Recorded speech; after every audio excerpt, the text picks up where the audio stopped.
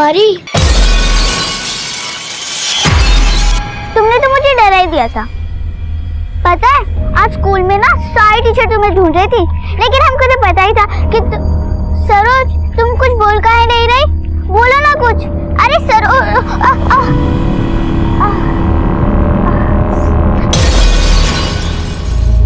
सरोज सरोज कहाँ चली गई तुम? सरोज सरोज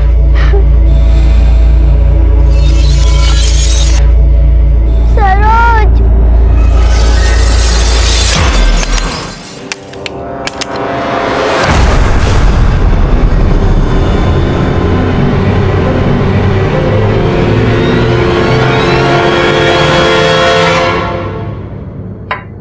और कुछ चाहिए?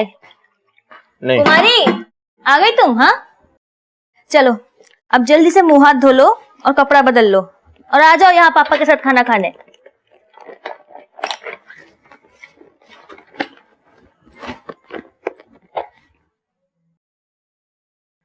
कुमारी ये क्या है? डब्बा फुल क्यों है?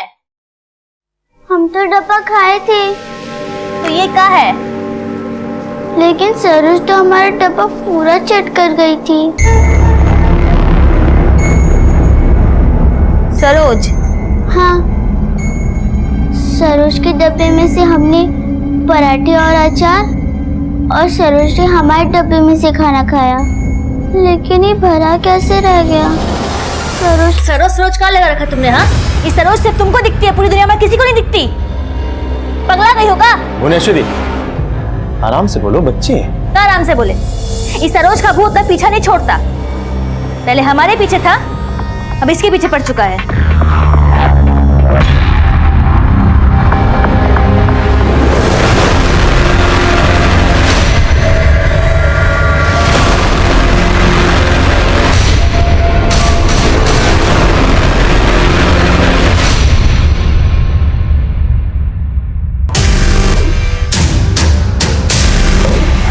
सर, एनएलसी स्कूल से एक बच्ची गायब हुई है। और बच्ची? एनएलसी? ये तो वही स्कूल है जहां सरोज पढ़ती थी। हाँ सर, और अभी जो बच्ची गायब हुई है उसका नाम कुमारी है। कुमारी? ये वही बच्ची है ना जिसके साथ सरोज खेल रही थी जब वो गायब हुई? Right sir.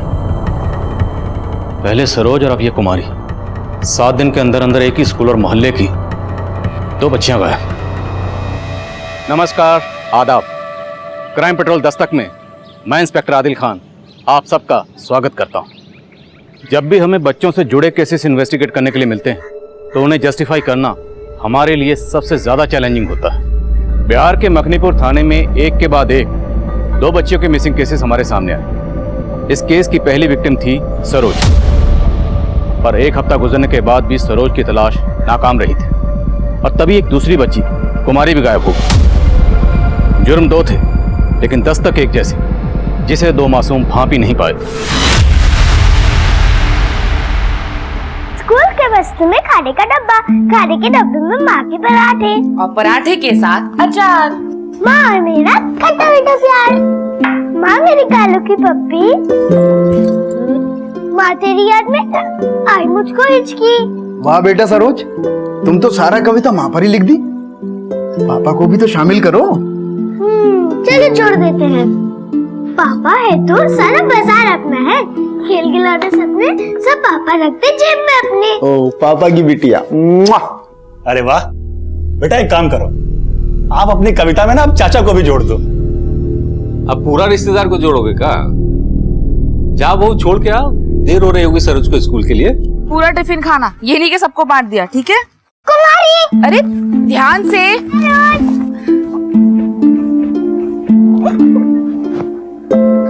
आज तुमने इतना टाइम क्यों लगा दिया? असल में ना माँ को टिफिन बनाने में टाइम लग गया। अच्छा माँ, मैं और कुमारी ना एक साथ चले जाएंगे। हाँ माँ, आप लोग घर जाओ, तीनों लोग चलते। तेरा ना दोस्त का बहाना। कितना पक्का दोस्ती है ना दोनों का। अरे दोस्त कहाँ दोनों? बहनें हैं, बिल्कुल फिल्म की तरह, 2 जिस्म एक जान।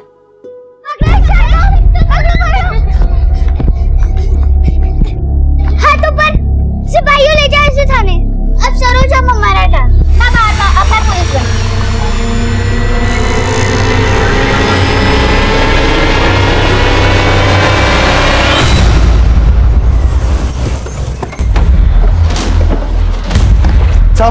बच्ची यहीं खेल रही थी।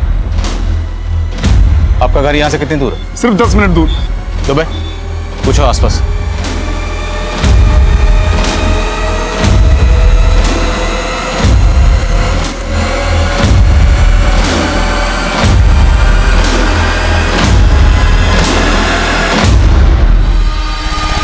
अंकल, हमारे सरोज तो साथ में ही खेल रहे थे, फिर सरोज घर चली गई थी। चलो चलते हैं।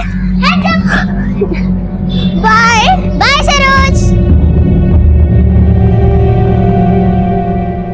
तुम्हारी बेटा, जब आप और सरोज वहां खेल रही थी तब आसपास कोई अंकल या आंटी थे जो आपको लगातार देख रहे हो और आपको कुछ अजीब लगा हो या गलत लगा? नहीं, ऐसा तो कोई नहीं था। साहब, हम लोगों ने हर जगह तलाश किया पर कहीं भी कुछ मिला नहीं। रात हो गई, हमें बहुत चिंता हो रही। देखिए, आप फिक्र ना करिए, हम आपकी बच्ची को ढूंढने की पूरी कोशिश कर रहे हैं, मिल जाएगी। सर, घबरा। उस एरिया को अच्छे से सर्च किया लेकिन सरोज का कुछ भी पता नहीं चला। देखो, घर से लेकर जहाँ पर बच्चियाँ खेल रही थी तकरीबन 10 मिनट का रास्ता है, तो मतलब साफ है, या तो बच्ची खुद अपनी मर्जी से कहीं चली गई है या फिर उसे किसी ने गायब किया है। एक काम करो, इस घर से लेकर जहाँ पर बच्चियाँ खेल रही थी पूरे रास्ते में सबसे पता करो, शायद किसी ने कुछ देखा। साहब, सरोज सिर्फ 10 साल की है, उसे कुछ भी हो गया तो। देखिए, आपकी बच्ची को कुछ नहीं होगा, आप हौसला रखिए, बच्ची मिल जाएगी आपकी। हम उसे ढूंढने की पूरी कोशिश करें, आप संभालिए ना।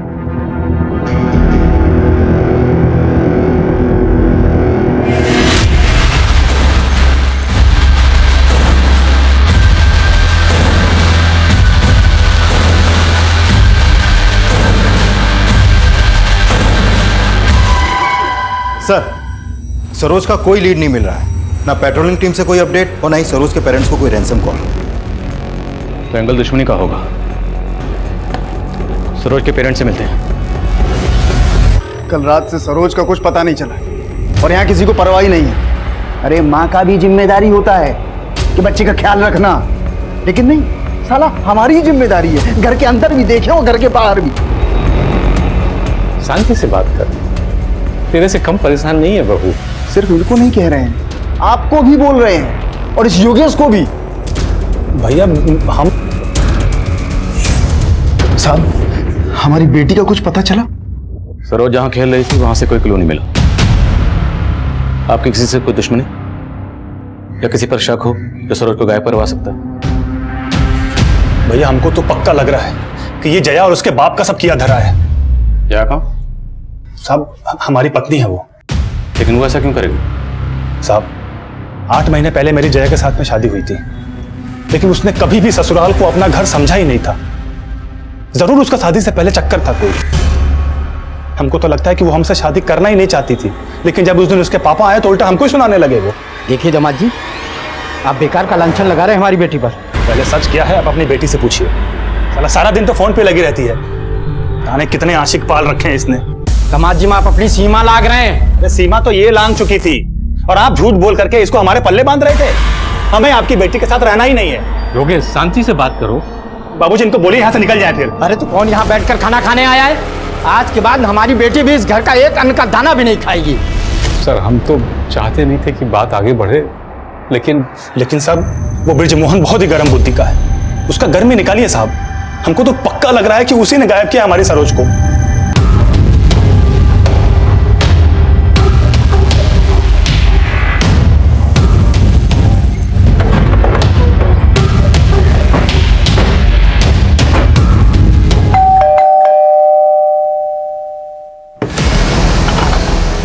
ब्रिजमोहन गुप्ता? जी सर। Search warrant. सर, किस बात की तलाशी सर?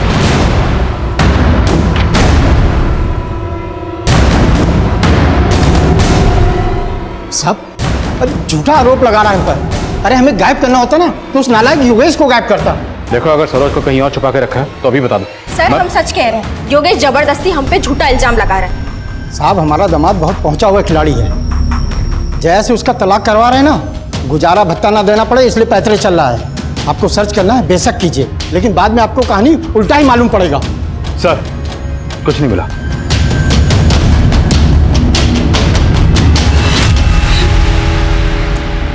सब ठीक हो जाए। चाची आप रो मत, सरोज जल्दी वापस आ जाएगी। और पता है आज ना वो मेरे सपने में भी आई थी। वो एकदम अकेली बैठी हुई थी। उसके बाद ना हमारा नींद खुल गया, नहीं तो हम सरोज का हाथ पकड़कर आपके पास ले आते। चुप कर। सरोज के बिना ना ये कुमारी एकदम पगला गई है। इसका सपने के बारे में सुनकर ना हमको बड़ा फिक्र हो रहा है सरोज का।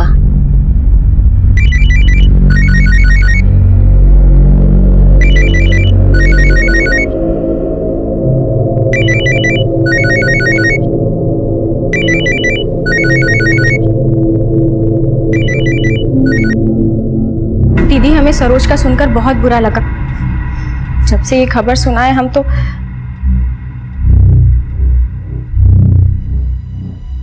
दीदी आप कुछ बोल क्यों नहीं रही हैं? कहीं आपको ऐसा तो नहीं लग रहा कि हमारे पापा ने सरोज का? दीदी हम लोगों ने कुछ नहीं किया है। हम जानती हैं ना योगेश कैसा है। हमको सब मालूम है कौन क्या है।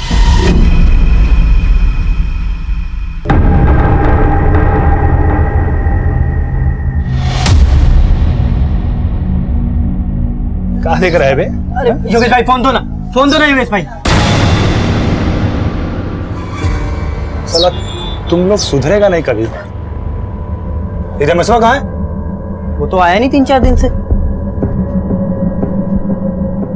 योगेश सरोज का कुछ मालूम चला? नहीं भैया, कुछ पता नहीं चला अभी तक, लेकिन जल्दी ये मालूम चल जाएगा। बताना। सर, माना कि ब्रिजमोहन का मोटिव सरोज को गायब करने का है, लेकिन उसकी एक्टिविटीज और कॉल रिकॉर्ड्स में कुछ भी सस्पिशियस नहीं मिला है। सरोज के चाचा और चाची ने हमें जो कहानी सुनाई, तो उसमें से किसकी कहानी सच्ची लगती है? हो सकता है दोनों गलतफहमी का शिकार हो। लेकिन दोनों एक दूसरे पर बढ़ चढ़कर शक जता रहे हैं। कोई ना कोई तो गलत जरूर है। योगेश, उसकी बीवी और ससुर ब्रिजमोहन, तीनों को अच्छे से खंगालो और बाहर के एंगल भी। सरोज के स्कूल और मोहल्ले के आसपास में सबसे पता करो। 10 साल की बच्ची गायब हुई, किसी ना किसी का कोई ना कोई मोटिव तो जरूर रहा होगा। हम सरोज को ढूंढने की हर मुमकिन कोशिश में लगे हुए थे, लेकिन हम नहीं जानते थे कि सरोज की दोस्त कुमारी भी ठीक उसी तरह अनजान परिस्थितियों में गायब होने वाली थी। कुमारी के गायब होने से हम पर दबाव और बढ़ गया था, क्योंकि अभी तक हम सरोज को ढूंढने में नाकाम रहे। कुमारी की मिसिंग रिपोर्ट लिखवाते वक्त कुमारी के माँ बाप ने किसी पर शक नहीं जताया, पर कुमारी की दिमागी हालत से जुड़ी जो बातें सामने आई थी वो हैरान करने वाली थी। साहब, सरोज जब से गायब हुई थी ना, कुमारी अपना सुध-बुध ही खो बैठी थी। मतलब? साहब उसे सरोज का भूत दिखाई देता था। सरोज का भूत? सर दरअसल कुमारी सरोज से बहुत ज्यादा अटैच थी। जब से सरोज गायब हुई थी कुमारी को एक गहरा सदमा लगा था, और शायद इसी वजह से कुमारी सरोज को हेलुसिनेट करने लगी थी। हेलुसिनेट मतलब कुमारी को लगता था कि वो वाकई सरोज को देख रही है? साहब से दिखाई नहीं देती थी, वो अपने में बड़बड़ाती रहती थी, ऐसे जैसे सरोज से बात कर रही हो। एक दिन तो उसने बोला कि सरोज उससे बात करते करते उसका टिफिन का खाना खा गई। कुमारी, ये क्या है? डब्बा फुल क्यों है? लेकिन सरोज तो हमारा डब्बा पूरा चट कर गई थी। सर हम तो कुमारी को किसी अच्छे काउंसलर को दिखाना चाहते थे, लेकिन उसके पहले ही ये सब। देखिए, जैसा आप लोग बता रहे हैं, उसे तो लगता है कि सरोज के जाने से कुमारी को गहरा सदमा पहुंचा था। कहीं ऐसा तो नहीं कि कुमारी खुद अपनी मर्जी से कहीं चली गई है? साहब इतनी छोटी सी बच्ची अपने आप कहाँ जाएगी? तो हो सकता है कुमारी को किसी ने गायब किया। आप लोगों को किसी पर शक है? नहीं साहब, हमको तो खुद कुछ समझ नहीं आ रहा है।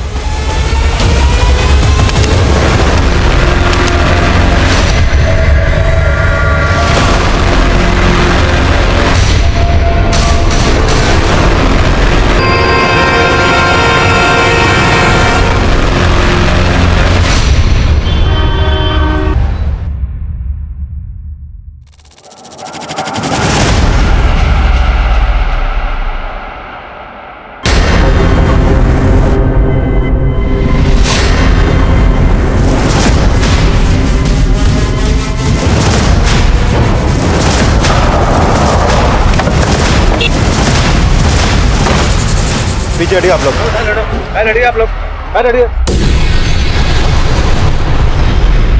सब पूरी बॉडी मिट्टी से सनी हुई है। लगता है बॉडी को पहले दूसरी जगह गाड़ा गया। लेकिन अगर बॉडी को कहीं दूसरी जगह गाड़ा गया था, फिर वहां से निकालकर यहाँ डंप क्यों किया गया? सर सरोज 8 दिन पहले गायब हुई थी और इस बॉडी की कंडीशन देख के लगता है कि इसका मर्डर काफी पहले हुआ है। कहीं ये सरोज तो नहीं?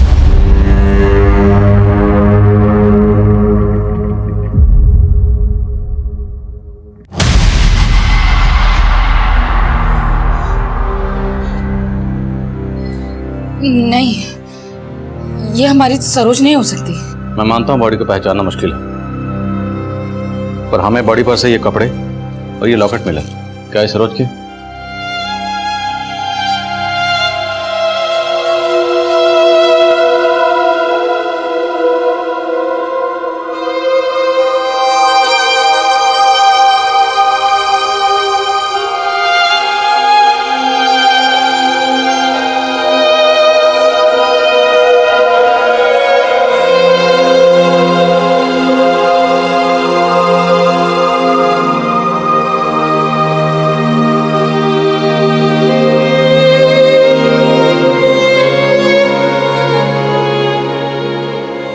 सरोज के पेरेंट्स ने बॉडी की शिनाख्त कर ली थी, लेकिन फिर भी हम बॉडी के डीएनए को सरोज के पिता से मैच करके कंफर्म करना चाहते थे। सवाल यह था कि अगर सरोज की डेड बॉडी को कहीं गाड़ा गया था, तो उस डेड बॉडी को वहां से निकालकर कहीं और डंप करके मुजरिम क्या साबित करना चाहता था? क्या यह हमें भटकाने की कोई चाल थी?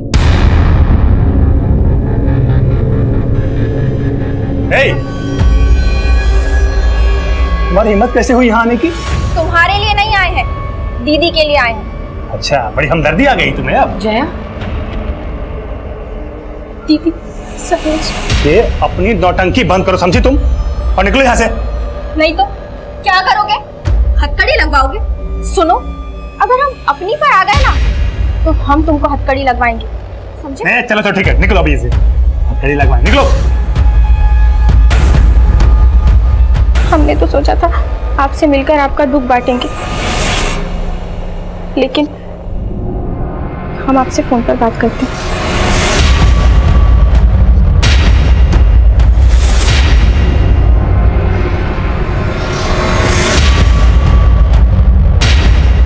सर सरोज को मार के गाड़ने वाला खुद अपने पैरों पे कुल्हाड़ी मारने की गलती तो करेगा नहीं, और वो भी ऐसी गलती कि गड़ा मुर्दा खुद हमारे सामने आ जाए। दुबे, क्रिमिनल दिमाग के घोड़े टेढ़ी चाल भी चलते हैं, लेकिन सबसे अहम सवाल यह है कि सरोज को मारने के बाद कुमारी को गायब करने का मकसद क्या था?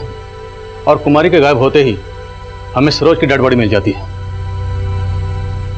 पक्का कोई गेम खेल रहा है। सब कुमारी के पेरेंट्स ने तो किसी पे भी शक नहीं जताया, लेकिन सरोज के माँ बाप ने सिर्फ ब्रजमोहन पे शक जताया है। और अगर मान भी लें कि सरोज की हत्या के पीछे ब्रजमोहन का ही हाथ है, लेकिन कुमारी को गायब करने के पीछे इसका क्या मकसद हो सकता है? बाहरी एंगल से कुछ नहीं मिल रहा, लगता अब हमें इनकी जड़ों में उतरना पड़ेगा। पता करो कि सरोज की डेड बॉडी को कहाँ गाड़ा गया था। सरोज की डेड बॉडी हमें इस ब्रांड की सीमेंट की बोरी में मिली थी, तो हो सकता है जहां पर डेड बॉडी को गाड़ा गया आसपास कंस्ट्रक्शन का काम चल रहा। इस ब्रांड की सीमेंट को सप्लाई करने वाले डीलर से मिलो और पता करो कि यह सीमेंट पिछले दिनों कहां सप्लाई हुआ। कभी कभी क्राइम सीन भी क्रिमिनल की लीड दे सकता है। जब से सरोज का सुने हैं, तब से लग रहा है कहीं कुमारी भी तो। भैया आप हमारी बात मानो या ना मानो, लेकिन जब से सरोज के बाद ये कुमारी गायब हुई है ना, हमको बार बार अंगद का शक्ल दिमाग में आ रहा है। मगर वो बात को तो बीते बहुत अरसा हो गया है। हम मानते हैं कि बहुत टाइम बीत गया है, लेकिन तभी अंगद को इन दोनों से कितना तकलीफ था, भैया आपने भी देखा था ना।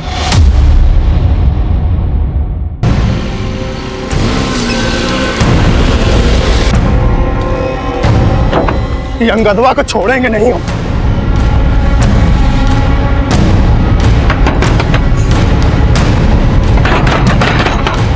अरे क्या कर रहे हो तुम लोग? ले चल। अरे क्या हुआ? कहाँ सब? अरे क्या कर रहे हो? अरे हमने कुछ नहीं किया। हेलो, सरोज को तो छोड़े नहीं, कुमारी कहाँ?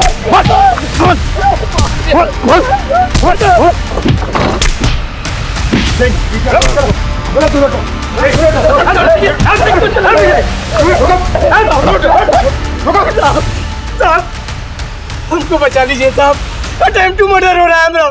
साहब यही अंगद को मर्डर किया है, यही मारा हमारी बेटी सरोज को। इसको छोड़े नहीं। अगर इसने कुछ किया वो देखना हमारा काम है।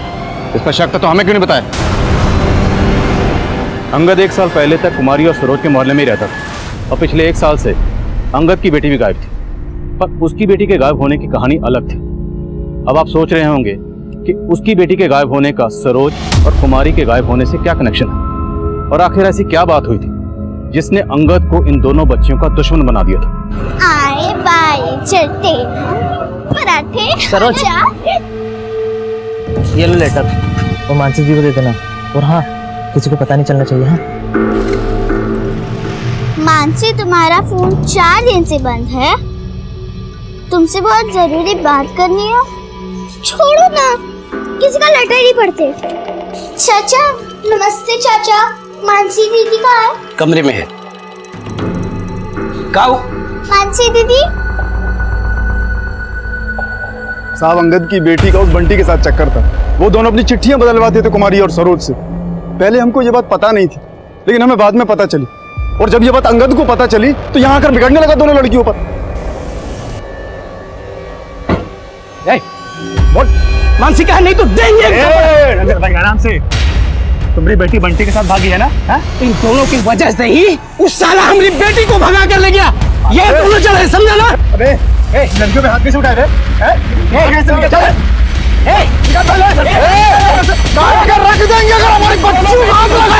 हमें तो लगता है साहब साल भर से गुस्सा पाल रहा था वो। ये कांड उसी ने किया है। सरोज को तो आप बचा नहीं पाए, कुमारी को बचा लीजिए।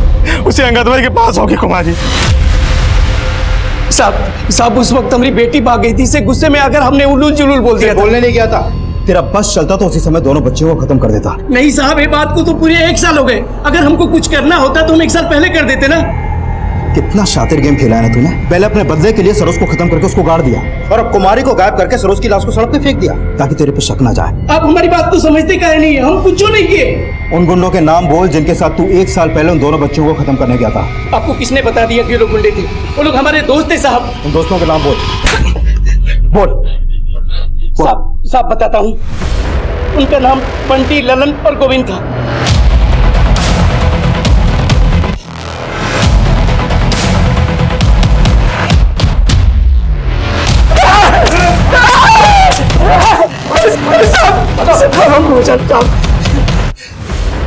अब सच बोलोगे या थोड़ी और धुलाई करवाऊं? हम बिल्कुल सच बोल रहे हैं, हमने कुछ नहीं किया। ये ऐसे नहीं मानने वाले। चलो रखो। अंगद और उसके साथी अपने बयान पर कायम थे और हम एरिया के कई हिस्ट्री शीटर्स को खंगाल चुके थे, लेकिन कुमारी की कोई लीड नहीं मिल रही थी और ना ही उस जगह का पता चल पाया था जहां सरोज को गाड़ा गया था। तभी सरोज की पोस्टमार्टम रिपोर्ट आई।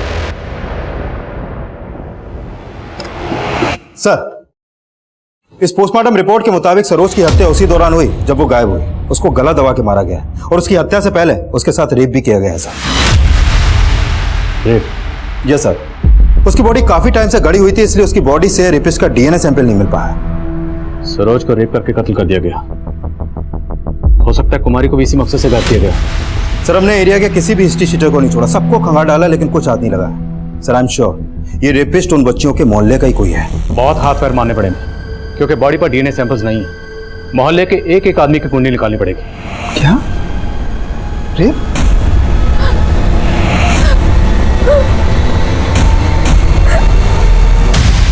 सरोज के साथ इतना कुछ।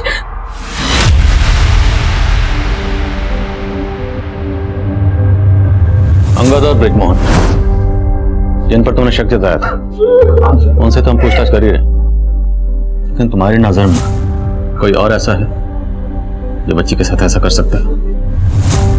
अब हम क्या बताएं साहब। अब कोई छोटी बच्ची के साथ ऐसा कर सकता है, ये सुन के तो मेरा दिमाग काम करना बंद कर दिया है। सर, 15 दिनों से आप कुछ नहीं कर पा रहे, सिर्फ आश्वासन दे रहे हैं। हमको आश्वासन नहीं चाहिए, हमको हमारी कुमारी चाहिए। हमारी सरोज को तो आप ढूंढ नहीं पाए, कम से कम कुमारी को ही ढूंढ दीजिए। हम विनती करते हैं सर आपसे। अरे कब से हमको तू घुमाए जा रहा है? अरे हाँ, छोड़िए हमको, कहना क्या चाहते हो? तू अच्छे से जानता है कि हम क्या चाहते हैं। बता रमेश कहाँ है? रमेश बताया तो है तुमको, पटना गया है नौकरी के लिए, और तुम ना बेकार में उस पर शक कर रहे हो।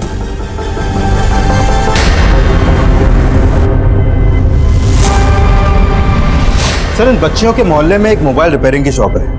वो शॉप है संतोष चलाता है सर। पता चला है कि संतोष अपनी दुकान पे पॉर्न क्लिप्स बेचने और खरीदने का भी काम करता है। और सर, ये है रमेश। सर, इस रमेश का संतोष की दुकान पर काफी आना जाना था। 3 साल पहले इस पर रेप का चार्ज लगा था। तब ये सिर्फ 17 साल का था, इसलिए जुवेनाइल कोर्ट ने इसे बाल सुधार गृह भेज दिया। ये अभी 3 महीने पहले ही वहां से बाहर आया है। सर, जब से सरोज गायब हुई है तब से इसका संतोष की दुकान पर आना जाना भी बंद हो गया है। उठाओ दोनों को। सर, तालाब के पास एक बच्ची की लाश मिली है। वो स्कूल ड्रेस पहन रखी है सर।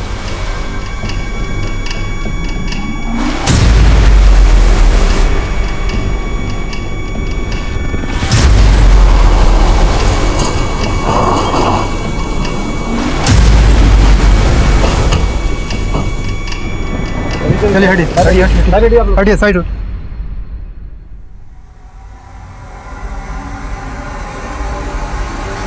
अरे सरोज, कहाँ जा रही हो? सरोज रुको। सरोज, सरोज कहाँ जा रही हो? ना सरोज, सरोज, सरोज।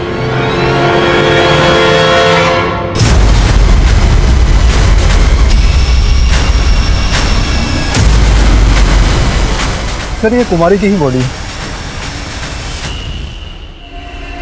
सरोज की बॉडी को रेप करने के बाद मिट्टी में गाड़ा गया और कुमारी की लाश को पानी में फेंका गया। जरूर मकसद डीएनए सैंपल डिस्ट्रॉय करने का। बॉडी को पोस्टमार्टम के लिए भेजो और कुमारी के माँ बाप को इन्फॉर्म करो। सर,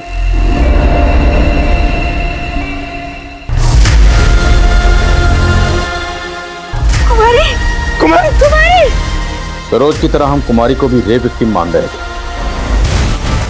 और शक की बुनियाद पर हमने संतोष को उठा लिया था। लेकिन उसका दोस्त रमेश, जो रेप चार्ज में पहले भी अंदर हो चुका था, वो अब फरार था। बोल,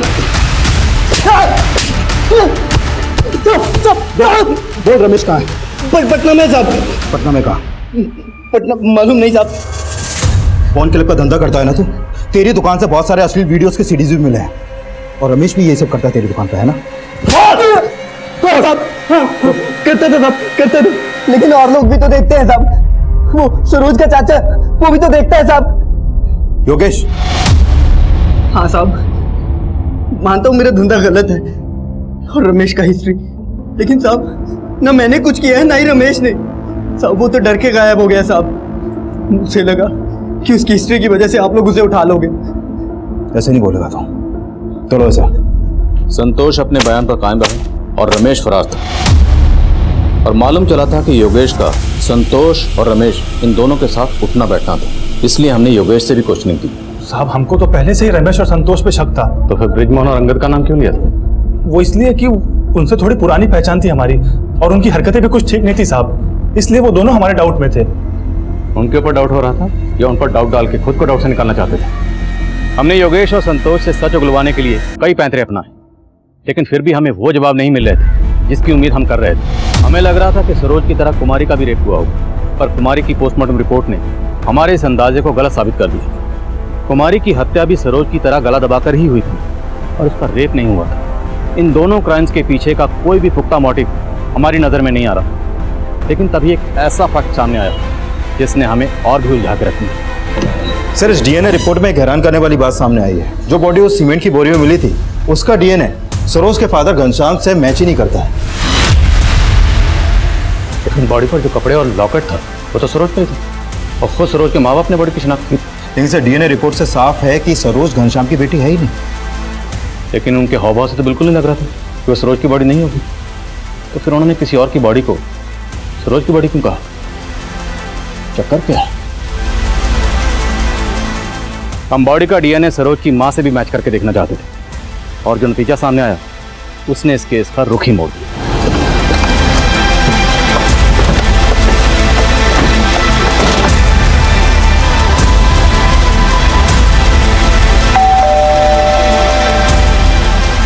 प्रभा जी, आपको हमारे साथ थाने चलना होगा। सर कहाँ लेके जा रहे हैं आप इन्हें? क्या किया है सर इन्होंने? सर बताइए। सर कहाँ लेके जा रहे हैं आप इन्हें? प्रभा, तुम्हें यहां क्यों बुलाया गया इसका अंदाजा तुम्हें हो ही गया होगा, तो बोलो।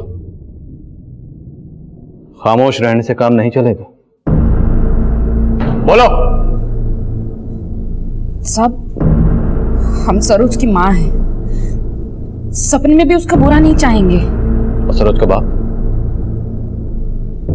सरोज का बाप कौन? साहब, हम गलत नहीं थे, हमें गलत बनाया गया। शादी के 7 साल बाद भी हमारा गोद सूना था और कमी हम में नहीं थी, घनश्याम जी में थी। हमने कई बार उनसे बात करने की भी कोशिश की। सुनिए, वो हाँ बोलो। वो डॉक्टर ने कह रहे थे हमसे आप भी एक बार चेकअप करवा लेते, हो सकता है कि कमी। आप क्या बकवास कर रही हो तुम? खुद मां नहीं बन सकती हो और हमारी मर्दानगी पे शक करती हो? नहीं, हमारा वो मतलब नहीं। बस और जेल लिया हम तुमको। अब हमें बच्चा नहीं दे सकती हो तो तुम्हारा इंतजाम कर देंगे हम। घनश्याम जी ने तो दूसरा शादी करने का मन भी बना लिया था। हम हर संभव कोशिश करके थक चुके थे, कुछ समझ ही नहीं आ रहा था क्या करें। कुमारी के मम्मी पापा मुन्ना जी और भुवनेश्वरी हमारे यहाँ किराए पर रहते थे। तब भुवनेश्वरी माँ बनने वाली थी। अरे वो डॉक्टर की फाइल कहाँ है? अरे वो तो ऊपर ही रह गई। अच्छा तुम बैठो, मैं लेकर आता हूँ। बैठे आराम से। अरे भुवनेश्वरी, आराम से आराम से आराम से, ध्यान रखना चाहिए ना। हाँ, और तुम खाना पीना ठीक से कर रही हो कि नहीं? हाँ, कुछ भी चाहिए तो मुझे बोल देना, मैं बना के खिला दूँ। ओ मैडम हो, दूसरों को ज्ञान दे रही हो, कभी अपने ऊपर भी ये ज्ञान अमल कर लिया करो। और इतना ही तुमको पता है तो खुद काहे नहीं बच्चा पैदा कर लेती हो? चलिए ज्ञान देने जाओ, जो काम करो अपना, चलो जाओ। क्या हुआ? क्या भाई साहब, छोटी छोटी बात पे आप भाभी का कितना अपमान कर देते हैं।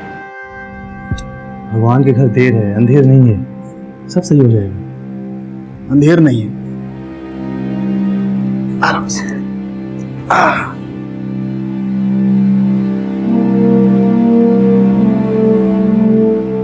उस दिन मुन्ना जी में हमें एक हमदर्द नजर आया। हम गलत नहीं थे, मजबूर थे। कोई था ही नहीं हमें समझने वाला। मां न बनने के कलंक से बचने के लिए हमने खुद को कलंकित करने का सोच लिया था। हाँ भाभी, आपने बुलाया? हम जानते हैं कि ये कहकर शायद हम आपकी नजर में गिर जाएंगे।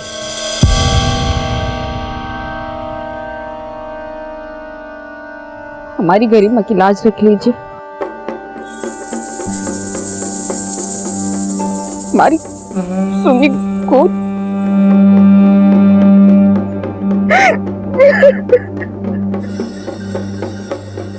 हम तो बस माँ बनना चाहते थे और प्रेग्नेंट होने के बाद हमने मुन्ना जी से कोई रिश्ता नहीं रखा और ना ही मुन्ना जी ने कभी ऐसी कोई कोशिश की।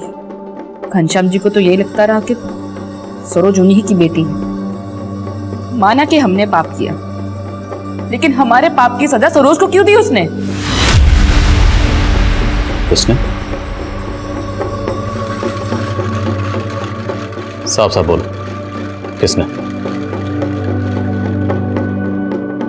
घनश्याम जी को कभी हम पर शक नहीं हुआ, लेकिन मुन्ना जी की बीवी भुवनेश्वरी, उसको हमेशा से हम पर शक था। कई बार ताने भी देती थी। तेरा नहीं चलती, तेरा ना दोस्त का बहन। कितना पक्का दोस्ती है ना दोनों का। अरे दोस्त कहाँ, दोनों बहनें हैं, बिल्कुल फिल्म की तरह। बस शकल ही अलग है दोनों की। सरोज और कुमारी का दोस्ती भी नहीं बाता था उसको। कुमारी, चुपचाप घर चलो। तुमको हमने कितनी बार बोला इस लड़की से दूर रहो, इसके साथ नहीं खेलना, छोड़ दो। चलो घर चुपचाप। अरे भुवनेश्वरी, क्या कर रही है? हमें ना बहुत अच्छे से पता है कि हम क्या कर रहे हैं। चलो। अरे हम इसके साथ ही खेलेंगे। चलो तुम। लेकिन खून तो एक ही था दोनों में। उनको अलग करते तो बुखार चढ़ जाता था दोनों को। इसलिए थक हार के भुवनेश्वरी ने चुप्पी मार ली। लेकिन जब सरोज गायब हुई तो हमें उसी पर शक हुआ। जब आप और सरोज वहां खेल रही थी, तब आसपास कोई अंकल या आंटी थे जो आपको लगातार देख रहे हैं और आपको कुछ अजीब लगा हो या गलत लगा बस आपको बता नहीं पाए। हमें बता नहीं पाई, लेकिन भुवनेश्वरी से तो बदला ले लिया ना। जिस वक्त जहां कुमारी का कत्ल हुआ उस वक्त वहां पर तुम्हारा फोन एक्टिव था।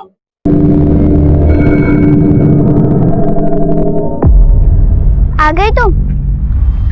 अब अपनी बत्तीस हिम्मत दिखाओ, बात करो हमसे।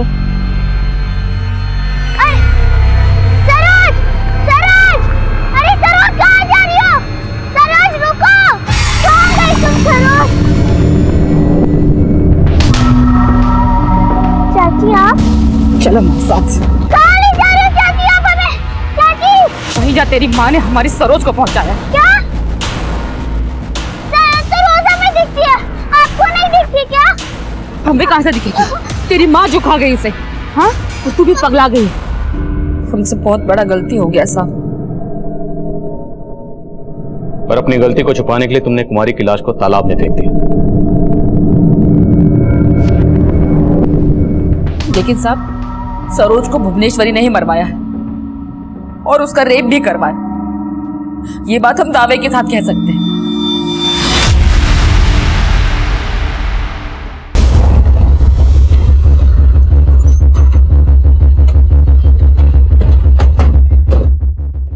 हाँ साहब, हम मानते हैं, ये हमें पहले से ही पता था। सरोज मुन्ना जी और प्रभा की ही बेटी है। लेकिन साहब, हम इतने गए गुजरे नहीं है जो इतना घिनौना काम करेंगे। सर, हम तो चाहते थे कि हम अपनी बच्चियों को पढ़ा लिखा के उन्हें एक अच्छा भविष्य दें। हमें कहाँ मालूम था कि उन दोनों बहनों का इतना बुरा अंजाम होगा। अच्छा, कहीं ऐसा तो नहीं कि तुम्हारी बीवी नहीं किसी से सरोज का रेप भी करवाया और मर्डर भी? साहब, हम कुमारी की कसम खा के कहते हैं, हमने सरोज के साथ कुछ नहीं करवाया। और भुवनेश्वरी का तो है, लेकिन ये घनश्याम भी सरोज का सगा बाप नहीं है, तो हो सकता है उसे ये राज पहले पता चल गया। क्या सरोज हमारी बेटी नहीं है? सरोज हमारा खून थी सर। इतने सालों से अपनी सच्चाई से भागते रहे, अब ये गुरूर और दिखावा छोड़। सरोज मेरा गुरूर है और गलत हम नहीं, गलत वो प्रभा है। जब प्रभा को बांझ समझकर छोड़कर जाने वाले थे तब गलत कौन था, तुम या प्रभा? एक बार फिर से पूछ रहा हूँ, सरोज के साथ क्या किया था? सर, हमने कुछ गलत नहीं किया, हम उसके पिता हैं, हम उसके संग कैसे गलत कर सकते हैं?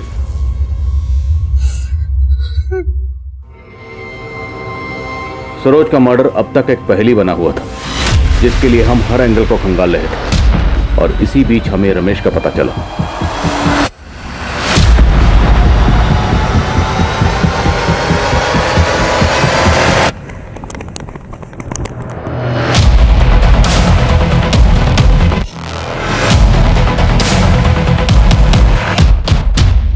लेकिन औरों की तरह रमेश भी कुछ कबूल नहीं कर रहा था, और हमारी मुश्किल ये थी कि रेपिस्ट ने सरोज की बॉडी से डीएनए सैंपल्स भी मिटा दिए, और अब हमारे सामने सिर्फ एक ही रास्ता बचा, वो था उस जगह का पता लगाना जहां सरोज की बॉडी को गाड़ा गया था, जिसकी कोशिश हम शुरू से कर रहे थे।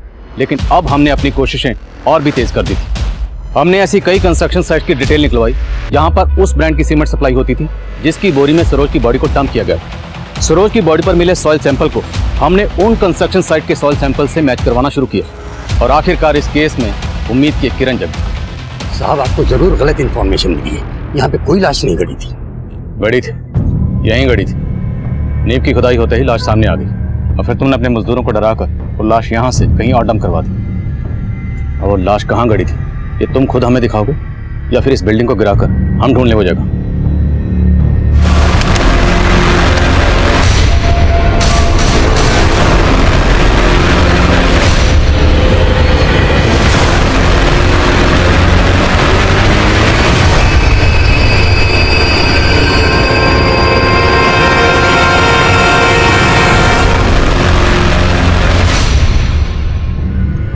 साहब, हमको गलत मत समझिएगा। पहली बात तो कई दिनों से काम बंद था, दोबारा जब काम शुरू किया तो अपने प्लाट पे लाश देखकर हम डर गए। हम डर गए कि कहीं हम फंस न जाए। इस डर से हमने लाश को कहीं और फेंकवा दिया। हमने कोई कांड नहीं किया ऐसा। वो तो हम पता लगा लेंगे, लेके जाओ। चल चल। एक मिनट रुको।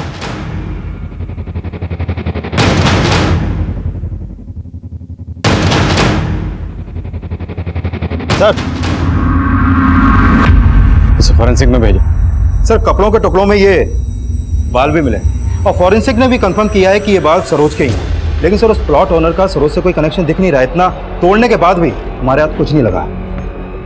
ये शाम को सरोज का कत्ल हुआ। उस शाम को उस प्लॉट की तरफ जाने वाले सभी रास्तों पे सीसीटीवी खंगाले।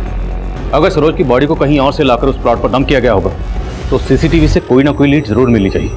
Okay sir. हमने क्राइम सीन के आसपास के सीसीटीवी स्कैन किए। सरोज की हत्या वाली शाम उस एरिया में एक ऐसी कार भी कैप्चर हुई जो हमें सरोज के अपराधी तक ले गई।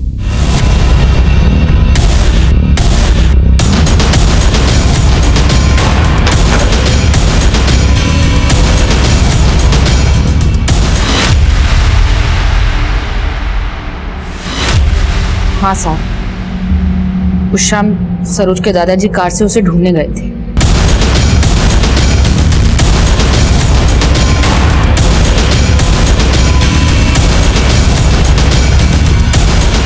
अठारह साल से तुम अपने ससुर को जानती हो, कभी शक नहीं हुआ? हमने तो कभी ऐसा सोचा भी नहीं, लेकिन एक बार जया ने बोला था।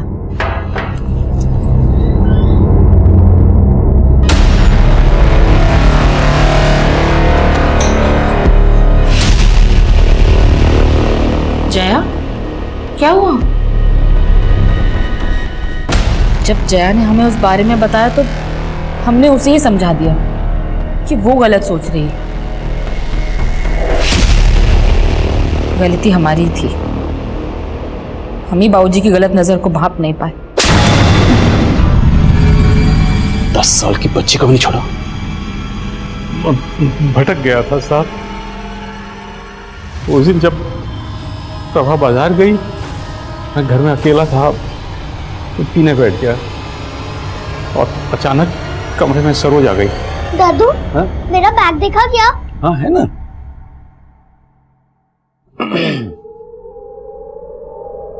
सरोज? हाँ दादू।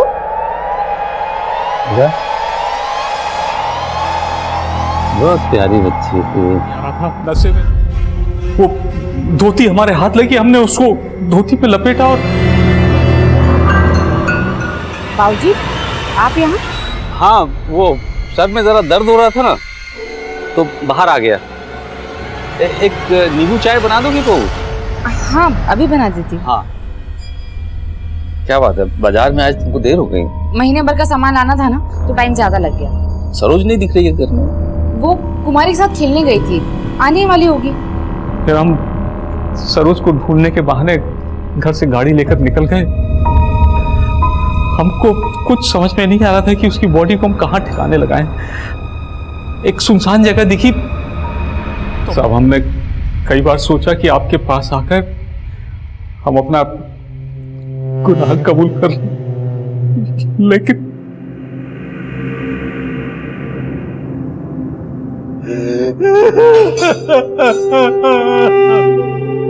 हम अपने बुजुर्गों को अपना आइडियल मानते हैं, अपना आदर्श मानते हैं, लेकिन सरोज के दादा ने जो हरकत सरोज के साथ की थी वो इतनी गिरी हुई थी, इतनी घिनौनी थी कि इंसानियत भी शर्मसार हो जाए। और हैरान करने वाली बात यह थी कि जब जया ने सरोज के दादा की गलत नजर की दस्तक को महसूस किया था, तब प्रभा ने उस दस्तक को जया की गलतफहमी बोलकर नकार दिया था। दूसरों के लिए हमारा नजरिया अलग अलग हो सकता है, पर कुछ नजरें ऐसी होती हैं जिनके पीछे बुरी नीयत की दस्तक होती है, और जब जब उस दस्तक को नजरअंदाज किया जाता है तब तब हमारे आसपास कोई ना कोई सरोज जरूर खतरे में होती है। हमारे आज के एपिसोड की दूसरी कहानी।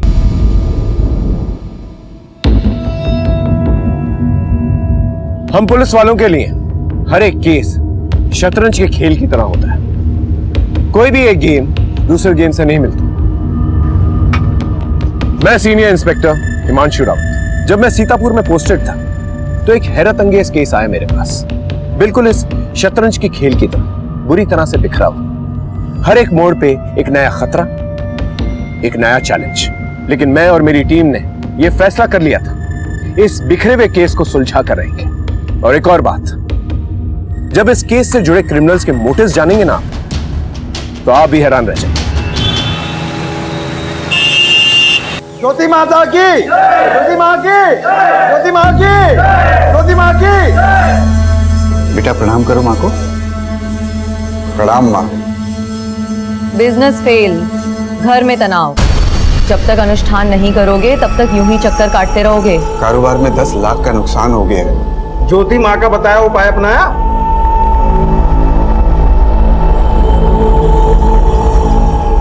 जी नहीं। फिर जो हुआ है वो और होगा। ज्योति माँ की भविष्यवाणी याद है ना? मृत्यु मंडरा रही है तुम्हारे घर पे, जो अनुष्ठान बताया है उसे करो, नहीं तो मृत्यु निश्चित है। मैं करता हूँ। त्रिकाल रक्षा करे। 2 बेटियां हैं ना, 4 साल की और 10 साल की। जी माँ। आओ बेटी, इधर आओ। आजा आजा इधर आजा। हाँ इधर से आओ। जो कहा है वो करो, नहीं करोगे तो मरोगे। इधर आओ।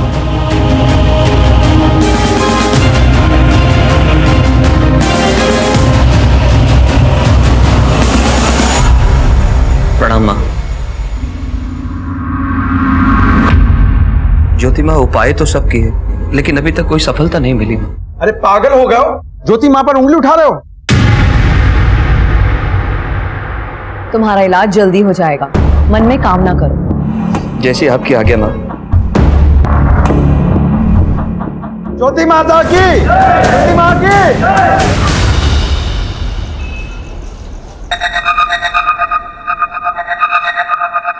अनिकेत कॉफी।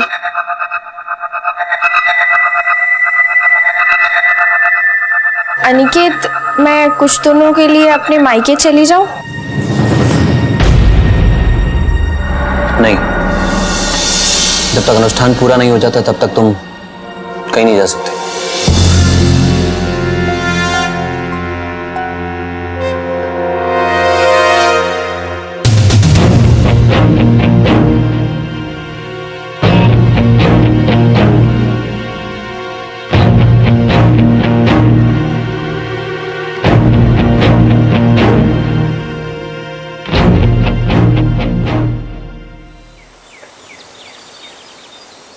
नीलम, बर्तन अच्छे से धोना।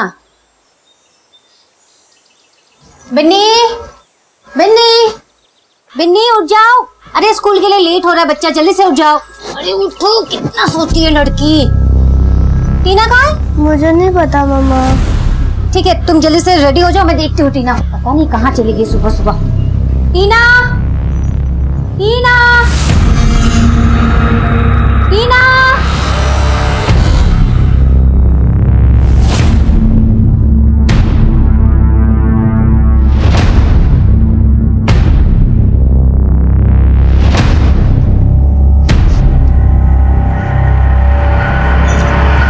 हेलो, टीना आपके साथ है क्या?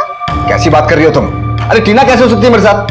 लेकिन वो तो घर में भी नहीं है। घर पे नहीं है मतलब? आप जल्दी से आ जाओ, मैंने ढूंढ लिया लेकिन मिल नहीं रही है। आप जल्दी से आ जाओ। मिली क्या टीना? नहीं मिली मम्मा। नहीं मिली, पता नहीं कहाँ चली गई मेरी बच्ची। क्या करूँ मैं अभी, कहाँ ढूंढूं उसे? शोमिश, शोमिश, टीना नहीं मिली अभी तक। नहीं मिल रही है मतलब क्या? गई कहाँ वो? मुझे नहीं पता कहाँ गई वो। उसे ढूंढ के लाओ, मेरी बच्ची को ढूंढ के लाओ प्लीज। टीना को ढूंढ के लाओ प्लीज।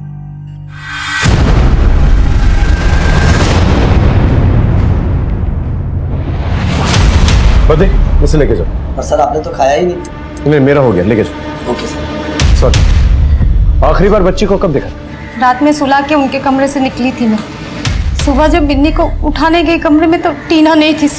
कितने बजे? 8 बजे। आप लोग सोते वक्त फ्रंट डोर लॉक करके नहीं सोते? करते हैं सर, लेकिन मेड, अखबार वाला, दूध वाला आते सुबह तो खोल देते। आपको किसी पे कोई शक? किसी ने कोई दुश्मनी निकाली हो या फिर? जी ऐसा तो कोई नहीं है। आप कहाँ थे जब बच्ची गायब हुई थी?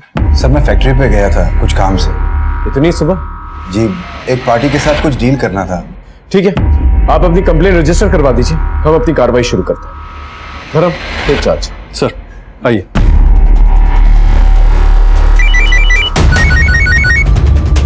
हाँ जी, अच्छा था, लेकिन अगली बार कॉन्टिनेंटल ट्राई मत करना।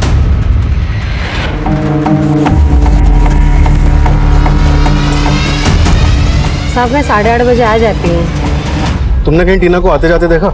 नहीं। तुम्हारे साहब और मालकिन अपनी बच्चियों के साथ कैसे रहते थे? वो तो बच्चियों से बहुत प्यार करते हैं साहब। हमने सभी नाकों और पीसीआर को अलर्ट कर दिया, कोई ना कोई खबर जरूर आएगी। बस आप अपने मोबाइल ऑन रखिए। अगर ये किडनैपिंग फिरौती के लिए की गई है तो कॉल जरूर आएगा। सर बच्ची को कोई घर से उठा ले गया और घर पे किसी को खबर तक नहीं लगी।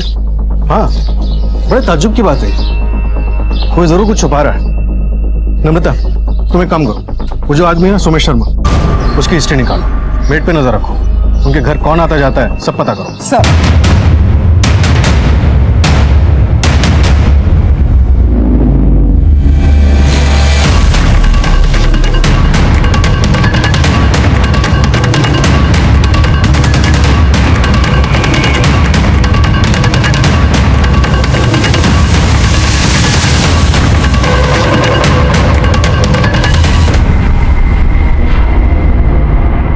बॉडी को निकलवा।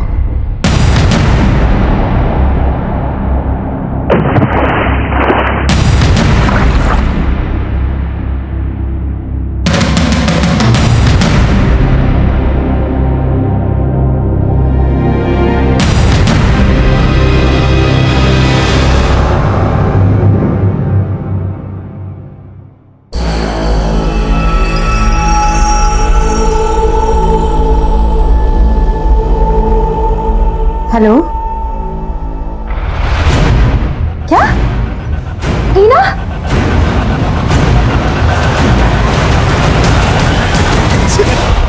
टीना, टीना, टीना, टीना मेरे बच्चे को क्या हो गया? टीना मेरी बेटी, टीना, अरे बताओ उसको।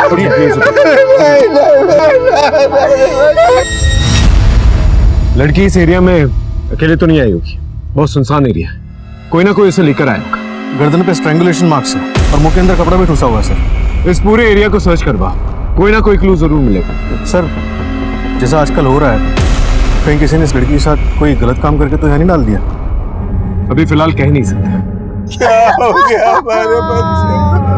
हाथ मत लगाओ तुम मुझे, हाथ मत लगाओ। ये सोमेश के बारे में कुछ पता चला क्या? कपड़ों का व्यापारी है सर, नॉर्थ इंडिया में इसके कपड़ों की सप्लाई थी। फिलहाल बिजनेस ठप है, काफी कर्जे में डूबा हुआ है।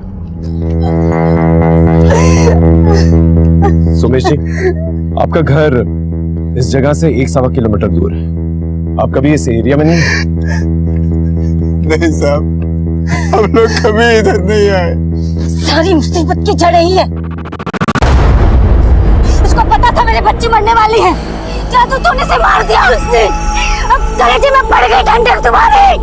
क्यों जाओ जाके बोलो ज्योति माँ को, उसका भविष्य वाले सच हो गया। अब किसको मारेगी वो, किसको खाएगी मुझे? ये ज्योति माँ का क्या चक्कर है? कुछ नहीं है साहब, बस मुझे कारोबार में बड़े झटके लगे थे साहब, बहुत नुकसान हो गया था। उसी सिलसिले में उनसे जाके मिल आया था। उन्होंने मुझे कुछ विधि अनुष्ठान बताए थे, मगर सर वीरा को ये सब बिल्कुल पसंद नहीं है। लेकिन वीरा ने तो कहा कि ज्योति माँ ने आपकी बेटी की जान ली थी। नहीं साहब, उन्होंने तो खाली भविष्यवाणी की थी। कैसी भविष्यवाणी? उन्होंने कहा था साहब, मृत्यु मंडरा रही है तुम्हारे घर पे। 2 बेटियां हैं ना, 4 साल की और 10 साल की। जो अनुष्ठान बताया है उसे करो, नहीं तो मृत्यु निश्चित है। क्या उपाय बता? साहब उन्होंने 2 लाख रुपए का हवन करने को कहा था, मैं नहीं कर पाया, मैं नहीं बचा पाया अपनी बच्ची को साहब। ये ज्योति माँ कहाँ रहती है? यहीं सदर बाजार में उनका आश्रम साहब।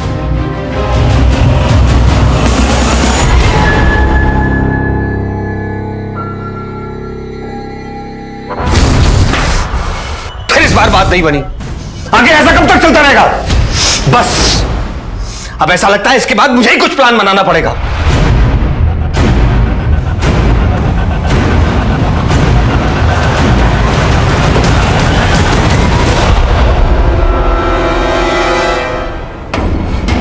नमस्कार ज्योति, आपसे एक केस के सिलसिले में बात करनी थी।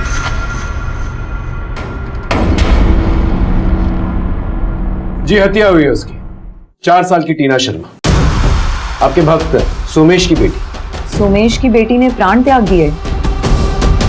बड़ी ही नेक बच्ची थी, आई थी कुछ दिन पहले हमारे आश्रम में। सोमेश को हमने बताया था कि काल मंडरा रहा है उसके ऊपर, शनि की वक्र दशा है उस पर। उसे निदान भी बताया था, लेकिन नहीं किया। आजकल तो लोग सिर्फ अपनी जेब ही देखते हैं। पर हत्या हुई है उसकी, तो इसे घर से उठा के ले गया और उसे मार डाला। आपने तो भविष्यवाणी भी की थी ना? क्या मैं जान सकता हूं आपको ये कैसे पता चला? अब थानेदार साहब, अपराध और कानून के बारे में तो हम आपको क्या ही बताएं, लेकिन हाँ, आपको ये जरूर बता सकते हैं कि ज्योति माँ सब जानती है, भूत भविष्य सब कुछ। माँ ज्योति के अंदर एक दिव्य प्रकाश समाया हुआ है जिससे कुछ भी नहीं छुपता। कानून का भी यही हाल है ज्योति। कानून से भी कोई भी मुजरिम नहीं छुपता। थानेदार साहब, हो गई आपकी बातचीत? ज्योति माँ, आपसे मंत्री जी मिलने आने वाले हैं। 2 मिनट। अरे मंत्री जी बहुत दूर से आ रहे हैं, प्लीज। ठीक, नमस्कार। सर आपने बुलाया? हाँ सर। एक काम करो, ज्योति माँ के भक्तों की एक लिस्ट निकलवा। तो ज्योति माँ, उसका पति कोई ना कोई कांड जरूर कर रहा है, और ये भी पता करो कि ज्योति माँ आई कहां से, इसका बैकग्राउंड क्या है। सर ये कुछ 3-4 साल पहले आई थी। सोमेश और उसकी वाइफ के बीच में ज्योति माँ की वजह से अनबन चलती रहती है। सोमेश ज्योति माँ का बहुत बड़ा भक्त है, और उसी के घर में उसकी बेटी गायब होती और उसकी हत्या कर दी जाती है। हमने एक एंगल तो टटोल लिया है, लेकिन बाकी एंगल टटोलना बाकी है। एक काम करो, सुमेश शर्मा और वीरा शर्मा के कॉल डिटेल्स निकालो। शायद इस किडनैपिंग और मर्डर के पीछे कोई पर्सनल एंगल भी हो सकता है। Right sir. भारतीय कानून बिल्कुल लॉजिक पर चलता है। उसके लिए 2 और 2 4 होते हैं, 5 नहीं। अब जरा आप ही सोच कर देखिए, एक बच्ची की मौत हो जाती है, सारे गवाह, सारे सबूत हत्या की तरफ इशारा करते हैं, लेकिन फिर हमें यह सुनने में आता है कि किसी ने इसकी भविष्यवाणी की थी। जो अनुष्ठान बताया है उसे करो, नहीं तो मृत्यु निश्चित है। ज्योति माँ सब जानती है, भूत भविष्य सब कुछ। कहां जाता है तर्क, कहां जाता है लॉजिक? हर अपराध के पीछे एक दस्तक होती है। हम पुलिस वाले उस दस्तक को ढूंढकर असली मुजरिम तक पहुंचते हैं। सोमेश और वीरा के घर में जो कांड हुआ था, किसी ना किसी ने वो दस्तक जरूर सुनी होगी। लेकिन फिलहाल मैं आपको एक और बात बता देता हूं कि कहीं और एक जोरदार अपराध की दस्तक हो रही थी, जो इस खेल में हलचल पैदा करने वाली थी।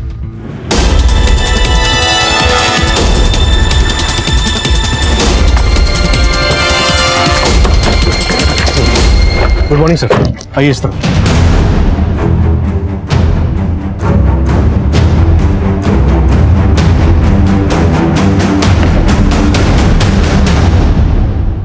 अगर इस एरिया में कोई सीसीटीवी कैमरा है तो चेक कर, शायद हमें कोई क्लू मिल जाए। सर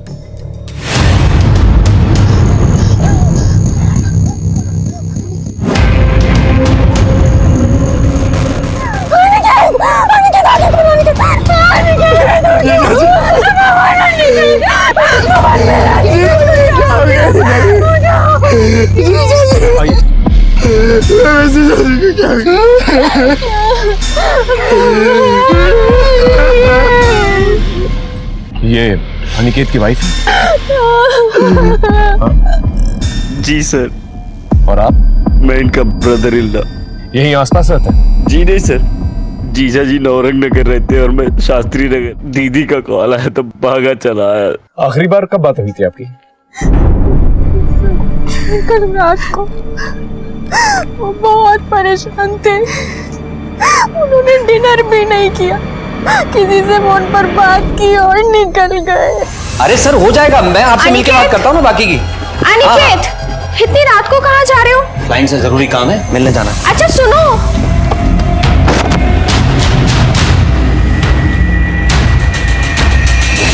कुछ बताया किससे बात हुई थी?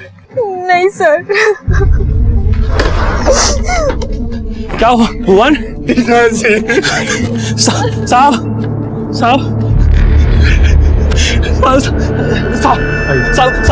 साहब क्या हो गया साहब? आप? साहब मैं अनिकेत साहब का पीए राज हूँ। क्या काम करते थे? बिल्डिंग बनाने का काम था साहब। बिजनेस में किसी के साथ कोई अनबन थी? नहीं सर, सब ठीक ठाक चल रहा था। सर ये फोन में लाए जेब से। आप जाइए। सर इसमें से सारा डेटा इरेज किया गया है, ना कोई कॉल रिकॉर्ड्स, ना मैसेजेस और ना पिक्स। मतलब मोबाइल फॉर्मेट किया?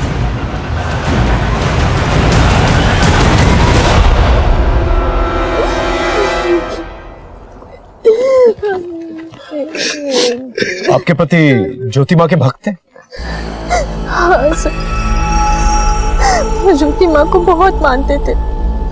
सर उन्होंने मुझे कभी कुछ बताया नहीं, लेकिन सर वो कुछ दिनों से बहुत परेशान थे। Thank you. इस अनिकेत मिश्रा के सारे कॉल डिटेल्स चाहिए मुझे। ज्योति माँ और उसका आश्रम, कुछ तो बड़ा खेल चल रहा है शहर में। पहले सुमेश की बेटी टीना, और अब ये महज इत्तेफाक तो नहीं हो सकता, कोई ना कोई कनेक्शन जरूर। सर जैसे आपने कहा था, हमने मर्डर स्पॉट के पास के सारे सीसीटीवी फुटेज निकाले। उसमें हमें ये मिला है जो उस रात मर्डर वाले स्पॉट के पास वाली जगह से जा रहा था। सर ज्योति माँ का पति फूलचंद, उसके सर की पगड़ी, और वो भी ऐसे ही लंगड़ा के चलता है। आप लोगों में से कोई जानता है इसे?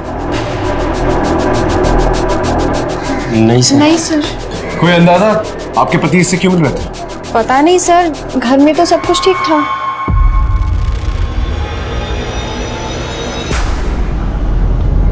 मम्मी, पापा उस रात टीना को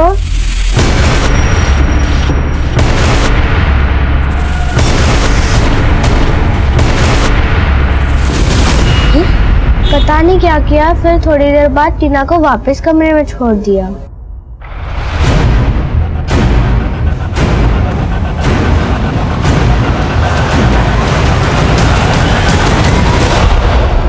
बिजनेस में सब सही था?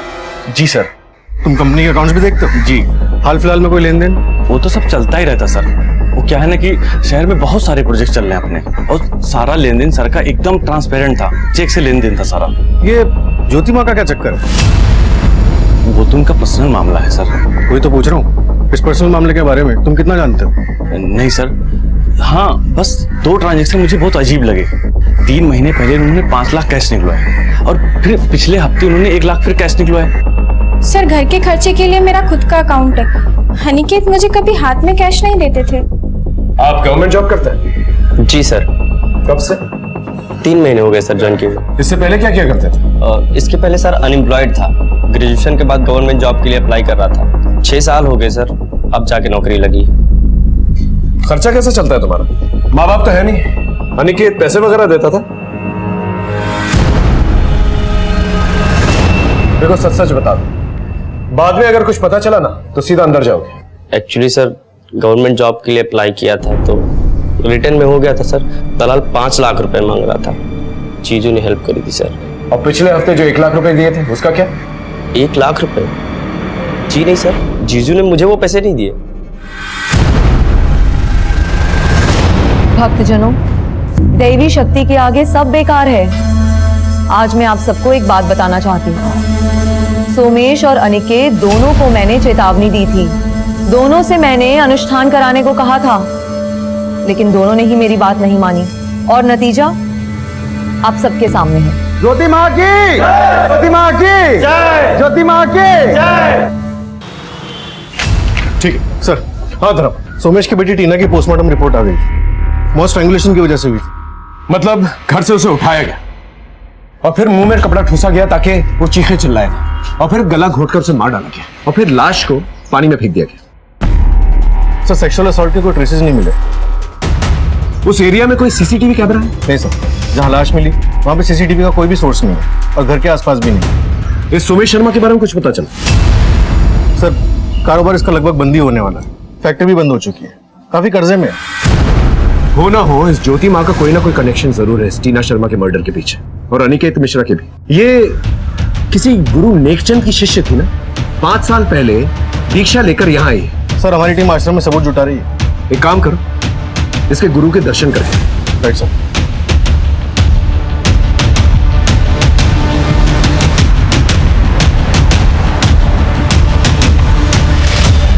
दीक्षा? कैसी दीक्षा? फर्जी हैं दोनों। वो औरत अंगूठा छाप है, फूलचंद बनारस का गुंडा था, कोई कांड करके भागे हैं दोनों। कैसा कांड? अब ये तो पता नहीं, परंतु सीतापुर में जो चल रहा है वो सब नौटंकी है। चोला धारण कर रखा है दोनों, पता नहीं वो फूलचंद उसका पति है भी या नहीं। Good afternoon sir. Good afternoon sir, Somesh और उसकी बीवी वीरा के कॉल रिकॉर्ड आ गया। सर ये नंबर ज्योति माँ के आश्रम का है, और इस नंबर पर कई बार कांटेक्ट हुआ है। यानी ये आदमी कंटिन्यूसली टच में था ज्योति माँ के। और जब लड़की गायब हुई ये आश्रम के आसपास ही था। नम्रता, ये ज्योति माँ ने सोमेश को कुछ नुस्खा बताया और ये भी धमकाया था अगर उस नुस्खे पे अमल नहीं किया गया तो किसी की मौत हो सकती है। आखिर ये नुस्खा था क्या? सर, मुझे आपको कुछ बोलना है। बोली।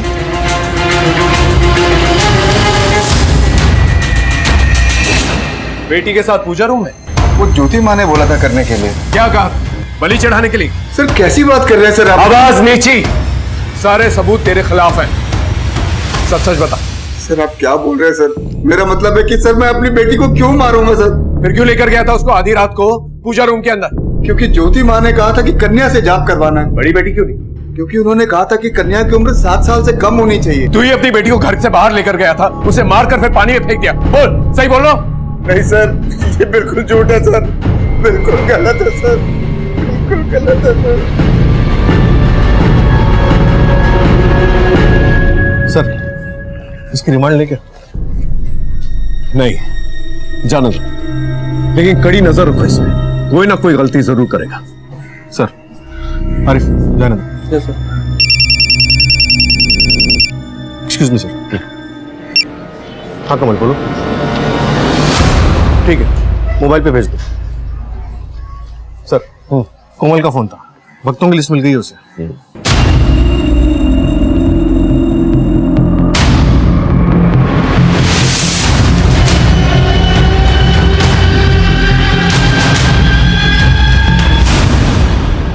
सर, आश्रम के भक्तों की जो लिस्ट मिली थी उससे कुछ नहीं निकला। कोई भी ज्योति माँ के खिलाफ बोलने को तैयार नहीं है, डरते हैं कहीं प्रकोप ना लग जाए। और इस अनिकेत मिश्रा की पोस्टमार्टम रिपोर्ट में बहुत बड़ा खुलासा हुआ। उसका गला किसी तेज चीज से काटा गया है, लेकिन उसकी मौत पॉइजनिंग से हुई, जहर खा के। हो सकता है उसे फोन करके किसी ने बुलाया हो, फिर पॉइजन किया और बाद में उसका गला किसी तेज चीज से काट दिया। या ये भी हो सकता है पहले उसे पॉइजन करके उसका गला काट के बाद में उसकी बॉडी गाड़ी में डंप किया। धर्म, अनिकेत मिश्रा के कॉल रिकॉर्ड निकलवाओ, वो आखिरी कॉल हमारे लिए बहुत इंपॉर्टेंट है। शाम तक मिल जाएंगे सर। सीसीटीवी फुटेज में भी बस वो विकलांग आदमी दिख रहा है। सिर्फ इस सबूत के साथ हम फूलचंद को अरेस्ट नहीं कर सकते। सर, हाँ, अनिकेत मिश्रा के कॉल रिकॉर्ड्स आ गए। वो किसी गोमती देवी की फर्जी आईडी पर रजिस्टर्ड है। यानी पूरी प्लानिंग की गई है। इस ज्योति माँ के बहुत सारे भक्त हैं, उसके लिए किसी की भी आईडी लेकर अपना उल्लू सीधा करना कोई मुश्किल बात नहीं है। सर, इसमें एक और नंबर, ये तृप्तिपाल। ये तृप्तिपाल और अनिकेत पिछले 8 महीने से एक दूसरे के साथ लगातार कांटेक्ट में। कौन है ये तृप्तिपाल? फिर शांति नगर में कोई वुमेन्स हॉस्टल, वहां रहती है। वहां फोन करने पे पता चला कि तृप्ति पिछले 3 दिन से हॉस्टल लौटी ही नहीं। ये उसकी फोटोग्राफ। कॉलेज स्टूडेंट, 8 अक्टूबर यानी मर्डर के एक दिन पहले से हॉस्टल नहीं लौटी है। पता करो कौन है ये। Right sir.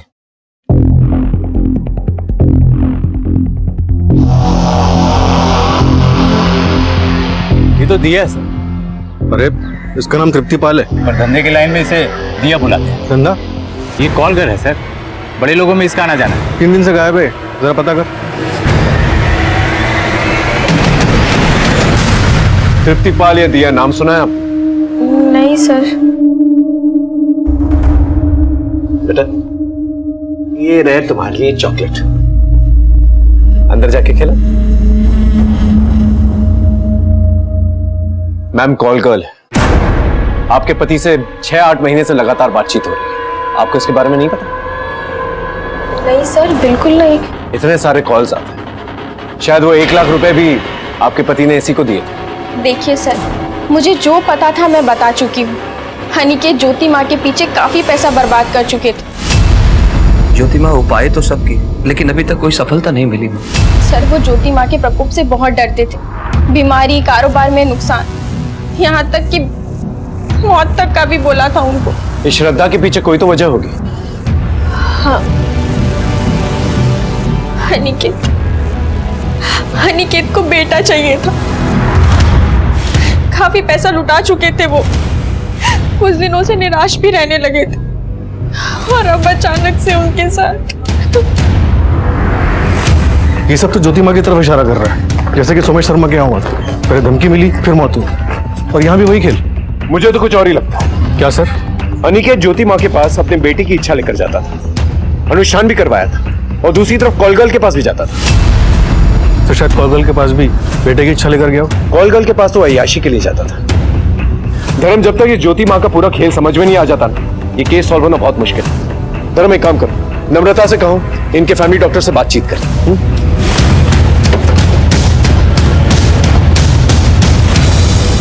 टीना को किसी और ने नहीं, तुमने मारा है।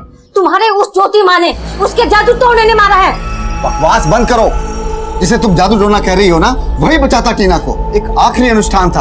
आहुति देने जा रहे थे ना पूजा के कमरे में टीना की। अरे आहुति नहीं, अनुष्ठान था वो। मैं मानता हूँ कि मैंने बहुत पैसा खर्चा किया है, मगर यकीन करो 2 महीने से फूटी कौड़ी नहीं दी फूलचंद को।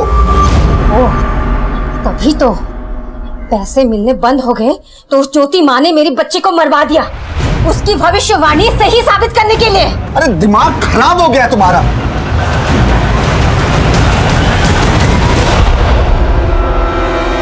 सर, वीरा और उसके पति के बीच काफी दिनों से लड़ाई झगड़ा हो रहा है। वीरा सुमेश का इस तरीके से पैसे उड़ाने से काफी नाखुश है और यहाँ तक सुनने में आया है कि स्कूल फीस ना भरने के कारण उनकी बेटियों का नाम स्कूल से कट गया है। Okay, good job.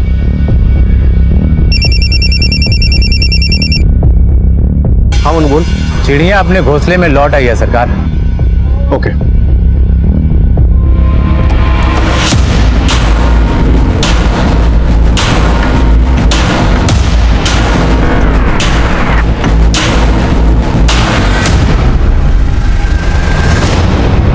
मैं किसी अनिकेत मिश्रा को नहीं जानती। पिछले 8 महीनों में 270 बार तुम लोग के फोन कॉल्स एक्सचेंज हो चुके हैं। बताओ। हाँ, दोस्त था मेरा, मिलते थे कभी कभी। तुम्हारे उस दोस्त का मर्डर हो चुका है। अब सच सच बताओ। नम्रता, 10 दिन बिठा के खिला पिला के पूछेंगे, समझी? वो अनिकेत ने पैसे दिए थे मुझे। कितने? 1 लाख रुपए। क्यों? वो वीडियो बनाने के लिए। वीडियो? कैसा वीडियो? किसका वीडियो? वो मुझे नहीं पता, बस मुझे कहा गया था पटाखे ले आओ। अब कहाँ है वो वीडियो? मोबाइल के साथ वो वीडियो भी ले गया अनिकेत। ये अनिकेत कहाँ मिला था तुम्हें? वो किसी ने मिलाया था मुझे। किसने? वो बाबा आदमी है, ऊपर तक पहुंच है उसके, नुकसान पहुंचा सकता है वो मुझे। तुम फिक्र मत करो, उसका नाम बता। बोलो। फूलचंद। वो ज्योति माँ का पति? हाँ, ज्योति माँ का आश्रम तो सिर्फ एक ढाल है, उसके पीछे वहाँ देह व्यापार होता है। उनके पास जो भी बिजनेसमैन आते हैं जो अपनी बीवियों से परेशान हैं, उनको कॉल गर्ल सप्लाई करता है फूलचंद। धर्म सर, एक रीडिंग टीम तैयार करो। इस आश्रम में और भी लड़कियां हो सकती हैं और उस फूलचंद के खिलाफ वारंट निकल। इस आश्रम से 2 हत्याएं जुड़ी हैं। ज्योति माँ की, ज्योति माँ की, ज्योति माँ की, ज्योति माँ की। फूलचंद, चलो थाने चलो। क्या बता? बता, अंदर ही तलाशी लो। बात क्या है बताइए ना। वारंट है हमारे पास। सर, हाँ नम्रता, बेसमेंट में ये लड़कियां मिली।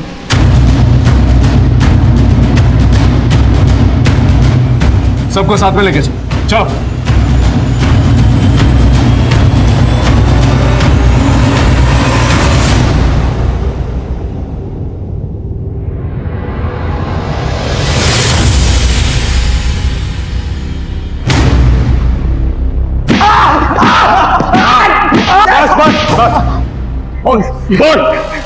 देखिए सर, धंधा था, बड़े बड़े व्यापारियों को सप्लाई जाती थी। इन्हें तनाव मुक्त कराइए। आइए आइए। ज्योति माँ की जय।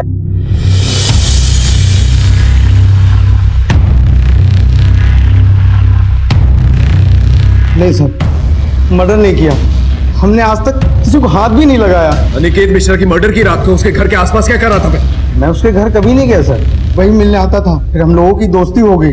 फिर मैंने पूछा शौक है क्या, तो बोला चलेगा। मैंने तृप्ति को भेज दिया, बात जम गई, मगर मैं घर कभी नहीं गया सर। नहीं गया तो नहीं गया। अच्छा, तो फिर ये कौन है? मैं ये नहीं हूं, मैं तो उस दिन वहां था ही नहीं। उस दिन तो जगराता था, आप चाहो तो चेक कर लो। लोकल केबल ऑपरेटर ने टेलीकास्ट भी किया था। ये सोमेश शर्मा का और तेरा क्या चक्कर है? वो कंगाल आदमी, मेरा मतलब सर उसका तो धंधा खत्म हो गया था। और 6 अनुष्ठान करके 6 लाख रुपए लिए थे ना उससे। हाँ, ये भक्तों को मौत की धमकी क्यों देते तुम लोग? अब लोग ऐसे मानते कहाँ हैं? कि रिमांड लो। सर आपको लगता है सच बोल रहा है? बहुत पुराना चावल है, इसकी बातों पर विश्वास नहीं किया जा सकता। पैसों के लिए किसी भी हद तक जा सकता है। इसके स्टेटमेंट को क्रॉस चेक करो। जिस तरह से तृप्ति ने फूलचंद के खिलाफ गवाही दी, उसी तरह से ज्योति माँ के खिलाफ कोई गवाह चाहिए नजर। बाकी भक्तों को तो प्रकोप का डर, लेकिन उषा और वीरा ने काफी नुकसान झेला। ज्योति माँ से नफरत भी है वो, लेकिन उन्होंने भी थाने में ज्योति माँ के खिलाफ कोई गवाही नहीं दी। सर, फुलचंद का स्टेटमेंट वेरीफाई किया है। उस रात वाकई में आश्रम में जगराता था। एक काम करो, पीसीआर को टीना की मौत की खबर किसने दी थी ये पता करो, शायद हमें कोई क्लू मिल जाए।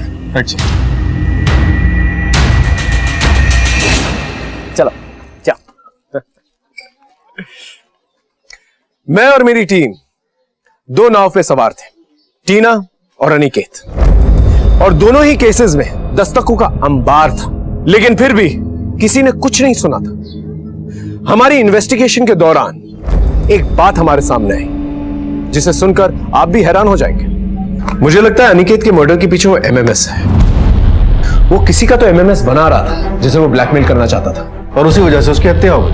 वो वीडियो उसके फोन में था जो मर्डरर ने उसे मारकर मिटा दिया। मिटाने वाले ने मोबाइल में से सारा डेटा इरेज कर दिया सर, ताकि सबूत ही ना बचे। सोचने वाली बात यह है कि वो किसका एमएमएस बना रहा था, और दूसरी तरफ सोमेश और वीरा के बीच में तनाव चल रहा था, और दोनों ही केसेस में ज्योति मां कॉमन है।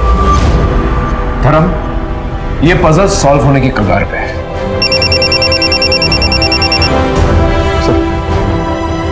हेलो, क्या?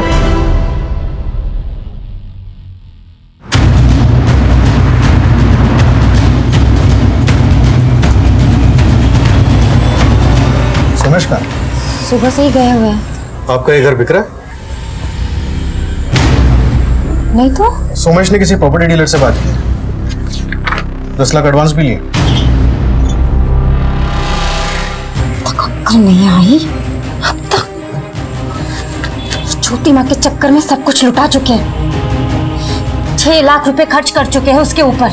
बोल रहे थे कि 3 अनुष्ठान और करने हैं। अगर ज्योति माँ को पैसे नहीं मिले तो ज्योति माँ का प्रकोप।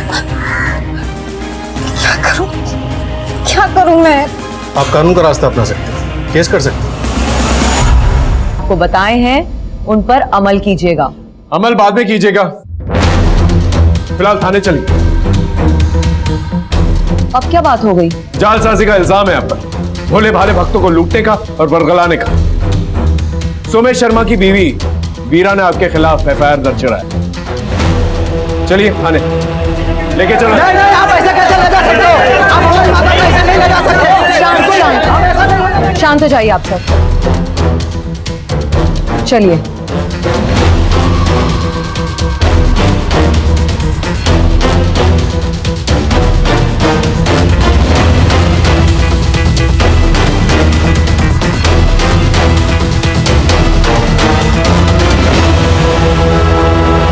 कैसा धोखा, कैसा फरेब, सब धर्म कर्म का मामला है। कोई जबरदस्ती नहीं है, और हत्या का तो सवाल ही नहीं उठता। ये सब बेकार की बातें हैं। मारने की धमकी नहीं दी थी आपने? हमारे भक्तों के साथ जो कुछ भी दुर्घटना हुई है, सब ईश्वर के प्रकोप से हुई है, और अनुष्ठान ना करवाने का नतीजा है ये सब। और आश्रम में जो लड़कियों का धंधा चलता है, तुम्हारा पति उनकी दलाली करता है ना? ज्योति माँ को इसकी कोई खबर नहीं है। आश्रम तुम्हारे नाम से है? ज्योति माँ को इसकी भी कोई खबर नहीं है। हम करवा देते हैं। ये रहे तहसीलदार के दफ्तर के कुछ कागज, 1280 शांति नगर आपके नाम से। क्या चलता है वहां पर? ज्योति माँ को इसकी कोई खबर नहीं है। इनकी रिमांड लो, सब खबर हो जाएगी, साथ में हत्या की भी क्लूज मिल जाएगी। ये कैसी बात कर रहे हो थानेदार साहब? आप ज्योति माँ के साथ ऐसा नहीं कर सकते। ईश्वर का प्रकोप होगा तुम सबके ऊपर। सर, उषा और अनिकेत को बेटे की चाहत। ज्योति माँ से पहले वो लोग डॉक्टर से भी मिले थे। ये उषा की रिपोर्ट्स। 3 अबॉर्शन? हाँ सर, 2 सालों में 3 बार अबॉर्शंस। और सर ये अनिकेत की reports. Aniket Mishra, excessive x chromosome, यानी लड़कियां पैदा हो सकती। इस रिपोर्ट से तो क्लियर हो जाता है कि लड़कियों की जांच के बाद ही अबॉर्शन करवाया गया था। ये किसके बच्चों के अबॉर्शंस हो रहे हैं? मेरे। अनिकेत की 3 साल पुरानी medical report, excessive x chromosome, यानी लड़के पैदा ही नहीं हो सकते। 3 अबॉर्शंस हुए। क्या चल रहा था? देखो, हम तहकीकात करेंगे ना तो बहुत कुछ खुल जाएगा। सर, अनिकेत को शुरू से बेटा ही चाहिए था। हमारी एक बेटी है, हर बार जांच के बाद लड़कियां ही आ रही थी, इसलिए हम बार बार अबॉर्शन करवा रहे थे। फिर इस बार बात नहीं बनी। अनिकेत का दिमाग खराब हो गया था। एक दिन मेरा भाई भुवन घर आया और अनिकेत ने उसे बोला, देख भुवन, मुझे बेटा चाहिए कैसे भी। हाँ तो आईवीएफ से करवा लीजिए ना। ढिंडोरा नहीं पिटवाना मुझे समाज में, आईवीएफ से करवा लीजिए। वैसे एक तरीका है। तरीका? अगर तुम और उषा साथ दो तो तुम दोनों मिलके मुझे बेटा दे दो। तुम्हारा दिमाग खराब हो गया है क्या? इतनी घटिया और नीच बात तुमने सोची कैसे? उस बात को लेकर भुवन ने हमारे घर आना जाना बंद कर दिया था। फिर भुवन को नौकरी के लिए पैसों की जरूरत पड़ी, इसलिए मैंने अनिकेत से बात की। सुनिए, भुवन को 5 लाख रुपए की जरूरत है। 5 लाख रुपए पता भी है तुम्हें कितना होता है? उसे गवर्नमेंट जॉब के लिए किसी दलाल को देने, प्लीज मदद कर दीजिए। मदद तो मैं कर दूंगा तुम्हारे भाई की, लेकिन बदले में तुम दोनों को मेरी मदद करनी होगी। मेरी जिंदगी का ख्वाब पूरा करना होगा। सरकारी नौकरी के लिए भुवन का ये आखिरी साल था। गवर्नमेंट जॉब के लिए भुवन मरे जा रहा था, डिप्रेशन की गोलियां खा रहा था। इस साल भी भुवन की जॉब नहीं लगती तो वो सुसाइड कर लेता, और अनिकेत भी मुझे छोड़ने की बात कर रहा था। और इसीलिए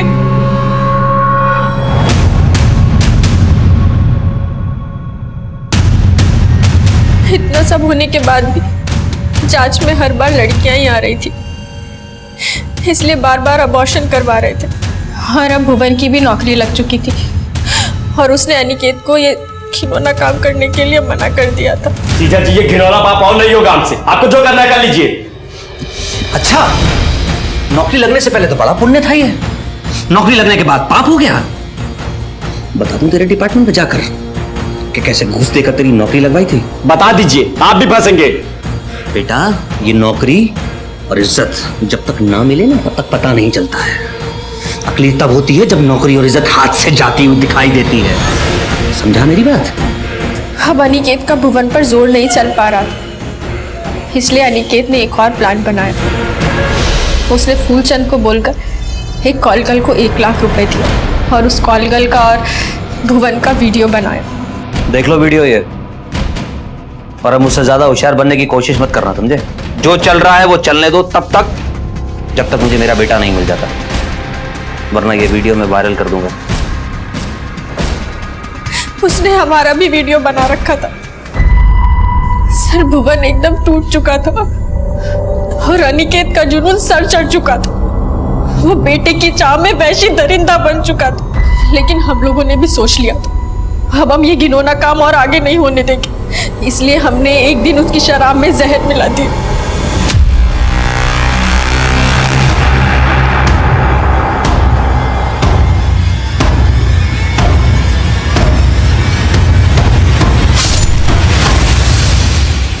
प्लान के मुताबिक हमें फूलचंद को ही फंसाना था, क्योंकि ये सारे घिनौने आइडिया फूलचंद ही अनिकेत के दिमाग में डाल रहा था। इसलिए एक खाली शराब की बोतल और 2 गिलास भी हमने ही गाड़ी में रखे। इसीलिए भुवन जानबूझकर लंगड़ाते हुए सीसीटीवी कैमरे पर दिखाई दिया, ताकि सारा शक फूलचंद पर जाए। बहुत ही भयानक और घिनौनी दास्तां थी। उस डॉक्टर पे भी केस किया गया जिसने प्री नेटल सेक्स डिटर्मिनेशन का इलीगल काम किया था। एक केस सॉल्व हो चुका था, लेकिन अब भी दूसरा केस बाकी था। जब आपको कोई काम करना होता है तो आपके सर पे एक जुनून सा सवार हो जाता है। मेरे दिमाग में भी वही चल रहा था, और फिर एक दस्तक पकड़ में आई। हमें इंफॉर्मेशन मिली थी कि 8 अक्टूबर को वीरा को एक फोन आया था टीना की मौत के बारे में। हेलो, लेकिन फोन रिकॉर्ड्स के हिसाब से 8 अक्टूबर को 7 से 10 के बीच में वीरा को कोई फोन ही नहीं आया। फिर वीरा को कैसे पता चला कि टीना की बॉडी तालाब में थी? मैं कमिंग सर? हाँ सर, टीना की लाश की खबर जिस नंबर से पीसीआर पे आई थी वो नंबर वीरा शर्मा का है।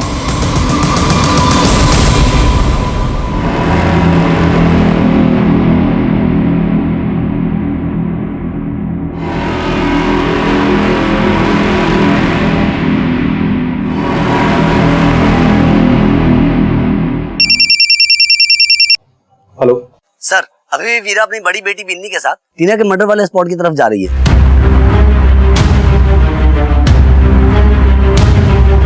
मम्मा बताओ ना किधर जा रहे हैं। हाँ बताते हैं। मम्मी बताओ ना किधर जा रहे हैं। तुझे टीना से मिलाने लेके जा रही हूँ। मम्मी क्या बोल रहे हो? छोड़ो मुझे, छोड़ो मुझे। बेटा ठीक तो? हाँ?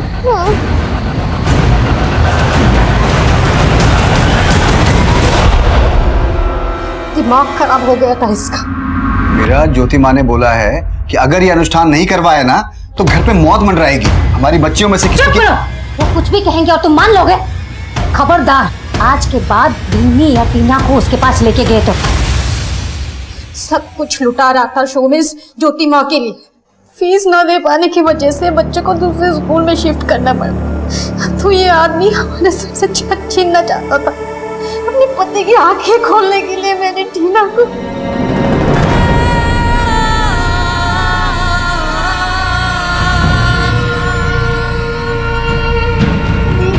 फिर भी वो नहीं सुधरे, इसलिए सोचा बिन्नी को मार के मैं अपने जीवन का भी अंत कर लूंगी। सोमेश की सोच का तो अंत नहीं हो सका, लेकिन तुम्हारे हाथों किसी निर्दोष की जान जरूर चली। किसी और को सबक सिखाने के चक्कर में तुम इतनी बड़ी गलती कर बैठे। अब प्रायश्चित जेल में कर।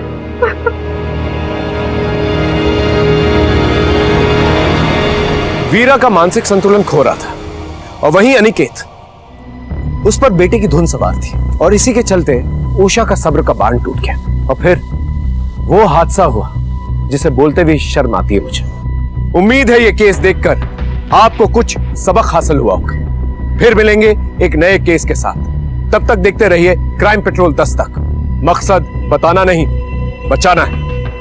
क्राइम पेट्रोल के और भी दिलचस्प कहानी देखने के लिए हमारे चैनल को सब्सक्राइब करें और बेल आइकॉन दबाना न भूलें।